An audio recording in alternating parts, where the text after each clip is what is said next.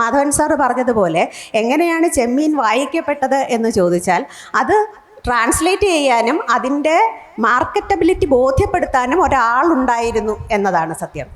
കഷ്ടകാലത്തിന് ആ കാലത്ത്, അതായത് തകഴിയും ബഷീറും ഒക്കെ ഇവിടെ എം ഡിയും ഒക്കെ ഇവിടെ കത്തി നിന്ന കാലത്ത് സ്ത്രീകളെ നന്നായി പഠിപ്പിക്കാൻ ആരും ശ്രദ്ധ വെച്ചില്ല.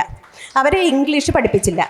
ഇക്കാലത്ത് ഞങ്ങളുടെ തലമുറയിൽപ്പെട്ട സ്ത്രീകളെ ഇംഗ്ലീഷ് പഠിപ്പിച്ചപ്പോൾ അവർ പഠിച്ച സെക്കൻഡ് ലാംഗ്വേജും ഫസ്റ്റ് ലാംഗ്വേജും നന്നായി പഠിക്കുകയും ആ ഭാഷയിലുള്ള പുസ്തകങ്ങൾ വായിക്കുകയും അവർ യാത്ര ചെയ്യുകയും അവർ വിദേശത്തുള്ള പ്രസിദ്ധീകരണങ്ങളിൽ ജോലി ചെയ്യുകയും എൻ്റെ ഭാഷയിൽ ഇങ്ങനെ ഒരു നല്ല മലയാള പുസ്തകമുണ്ട് എന്ന് അവിടുത്തുകാരെ ബോധ്യപ്പെടുത്തുകയും ചെയ്തു. അപ്പോൾ ഇതിൻ്റെ എല്ലാം റൂട്ട് കോസ് ഞാൻ പറയുന്നത് സ്ത്രീകളെ നന്നായിട്ട് ഇംഗ്ലീഷ് പഠിപ്പിക്കാതിരുന്നതാണ്, യാത്ര ചെയ്യാൻ അനുവദിക്കാതിരുന്നതാണ്. ഇനിയുള്ള തലമുറയിലെങ്കിലും അത് ചെയ്താൽ നമ്മുടെ സാഹിത്യം ലോക സാഹിത്യമാകും, വിശ്വസാഹിത്യമാകും, ഒരു സംശയവും വേണ്ട.